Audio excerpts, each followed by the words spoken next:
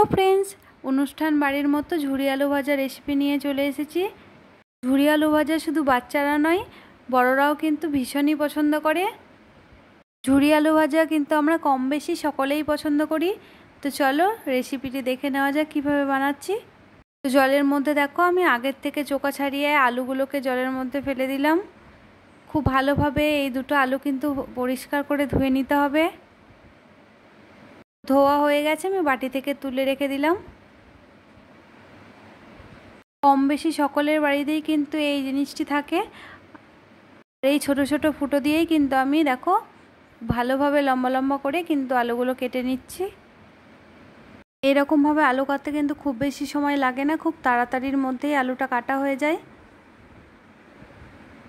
আমি কিন্তু এখানে বড় সাইজের দুটো আলু নিয়েছি, তোমরা চাইলে কিন্তু কম বা বেশি নিতে পারো আরও। তো দেখো এইরকমভাবে কিন্তু আমার একটা আলু কাটা হয়ে এসছে, আমি আর একটা আলু এইরকমভাবেই কেটে নেব।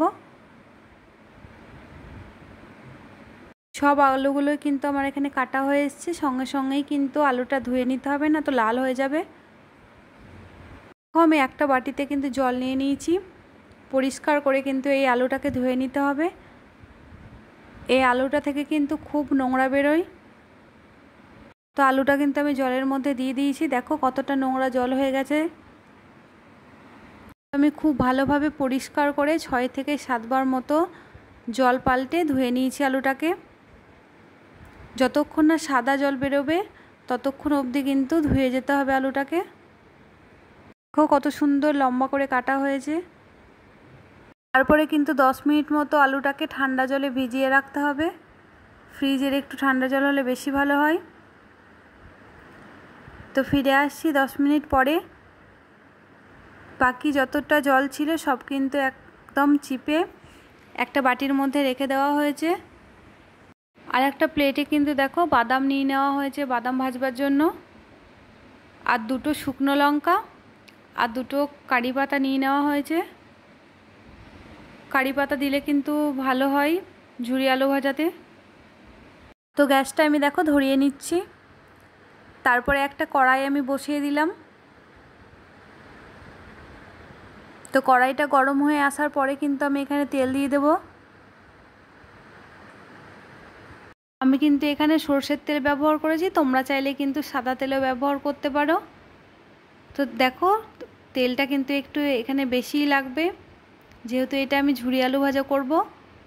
তো দেখো আমি হাত দিয়ে দেখে নিচ্ছি তেলটা গরম হয়েছে কি না। তো এখানে আমার তেলটা গরম হয়ে এসেছে। আমি কিন্তু বাদামগুলো এবার দিয়ে দিচ্ছি ভাজবার জন্য। বাদাম ভাজবার সময় কিন্তু গ্যাসের ফ্লেমটা বাড়িয়ে রাখলে হবে না, একদম মিডিয়াম করে দিতে হবে। অল্প তাপে কিন্তু আমি বাদামটাকে খুব ভালোভাবে ভেজে নিচ্ছি দেখো। তো এবার কিন্তু বাদামটা আমার ভাজা কমপ্লিট হয়ে এসছে। আমি একটা দেখো ঝান্নার সাহায্যে বাদামটাকে এবার তুলে নিচ্ছি। তেলটা ভালোভাবে ঝরিয়ে নিলাম। একটা প্লেটের মধ্যে কিন্তু বাদামগুলো আমি তুলে রেখে দেব। ঠিক একইভাবে কিন্তু আমি আরও একবার তোমাদেরকে বাদামগুলো তুলে দেখাচ্ছি। দেখো বাদামগুলো কিন্তু ভাজা হয়ে এসছে, দেখেই বুঝতে পারা যাচ্ছে ফেটে গেছে বাদামগুলো। তো চলো ওই তেলের মধ্যেই কিন্তু এবার শুকনো লঙ্কা আর কারি পাতাগুলো ভেজে নেব। শুকনো লঙ্কাগুলোকে অবশ্যই করে একটু করে ফাটিয়ে দিতে হবে। কারি পাতা আর শুকনো লঙ্কাটা আমার খুব ভালোভাবে ভাজা হয়ে এসছে, আমি এবার তুলে নিচ্ছি ঝান্নার সাহায্যে। তুলে কিন্তু যেখানে বাদাম রেখেছি সেই প্লেটেই আমি রেখে দিচ্ছি কারি পাতা এবং শুকনো লঙ্কা। এবার কিন্তু দেখো ওই আলুগুলোকে কিন্তু এবার ভালোভাবে ভেজে নেব। ওই তেলের মধ্যেই কিন্তু আমি গ্যাসের ফ্লেমটা এখন বাড়িয়ে দিয়েছি একদম। ঝুরি আলু ভাজার সময় কিন্তু গ্যাসের ফ্লেমটা একদম কমিয়ে রাখা যাবে না। যতক্ষণ অবধি ফেনা কাটবে ততক্ষণ বুঝতে হবে যে আলুটা ভাজা হয়নি প্রপার। যখন এই ফেনাগুলো কাটবে না আর তখন বুঝে নিতে হবে যে আলুটা কিন্তু একদম পারফেক্ট ভাজা হয়ে এসছে। দেখো লাল লাল হয়ে গেছে আর কিন্তু তেল ছাড়া ছাড়া হয়ে এসছে। ঝুরি আলু ভাজাটা কিন্তু আমার ভাজা কমপ্লিট হয়ে এসছে। আমি কিন্তু দেখো ঝান্নার সাহায্যে তুলে নিচ্ছি। খুব ভালোভাবে তেলটাকে ছড়িয়ে নেওয়া হলো। তারপরে কিন্তু একটা প্লেটের মধ্যে ঝুরি আলু ভাজাগুলোকে তুলে রাখা হচ্ছে।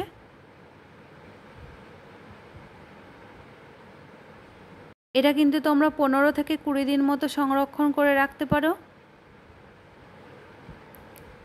তো আমি আবারও ঝুরি আলু ভাজাগুলো তুলে রাখলাম। এই আলু ভাজা কিন্তু একদম কুড়মুড়ে হয় খেতে। ঠিক একইভাবে কিন্তু আমি বাকি আলু ভাজাগুলোও ভেজে নেব। একসঙ্গে কিন্তু সব আলু ভাজা কিন্তু দেওয়া যাবে না। দেখো আমি কিছুটা দিয়েছিলাম আর কিছুটা কিন্তু রেখেছিলাম, সেইটাকে কিন্তু খুব ভালোভাবে জল ঝরিয়ে চিপে দিলাম। এটাকেও কিন্তু তেলের মধ্যে দিয়ে দিলাম আর খুব ভালোভাবে কিন্তু খুন্তির সাহায্যে নেড়ে নিচ্ছি ভালো করে। তো আলুটা কিন্তু ভালো করে ভাজা হয়ে আসার পরে আমি ঝান্নার সাহায্যে কিন্তু তুলে রেখে দেব। কারি পাতাও কিন্তু এর মধ্যে দিয়ে দিয়েছিলাম একটা। তো ঝান্নার সাহায্যে কিন্তু দেখো আলু ভাজাগুলোকে তুলে রেখে দিচ্ছি। আলু ভাজা কমপ্লিট হয়ে এসছে আমার ভাজা। আমি কিন্তু প্লেট থেকে একটা বাটির মধ্যে রেখে দিচ্ছি। খুব ভালোভাবে এইগুলোকে মিশিয়ে নেব বলে, বাদাম, শুকনো লঙ্কা, কারি পাতা আর আলু ভাজা। তো দেখো কতটা ঝরঝরে হয়েছে। তোমরা হয়তো লক্ষ্য করেছো এখানে কিন্তু আমি একটুও লবণ ব্যবহার করিনি। লবণ কিন্তু একদমই দেওয়া যাবে না। লবণ দিলে কিন্তু একদম নেতা হয়ে যায় আলু ভাজাটা। লবণ না দিয়েই কিন্তু আলু ভাজাটাকে খুব ভালোভাবে ভেজে নিতে হবে লাল লাল করে।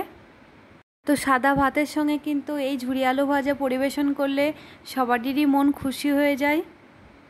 আলু ভাজা আমরা ভীষণই পছন্দ করি, তো সেটা যদি হয় ঝুরি আলু ভাজা, দুপুরটা তো একদম জমেই যাবে।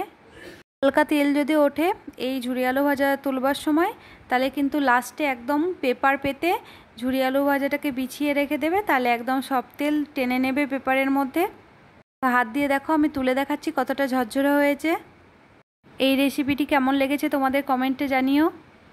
ভালো লেগে থাকলে লাইক করে দিও। আজকের মতো টাটা বন্ধুরা।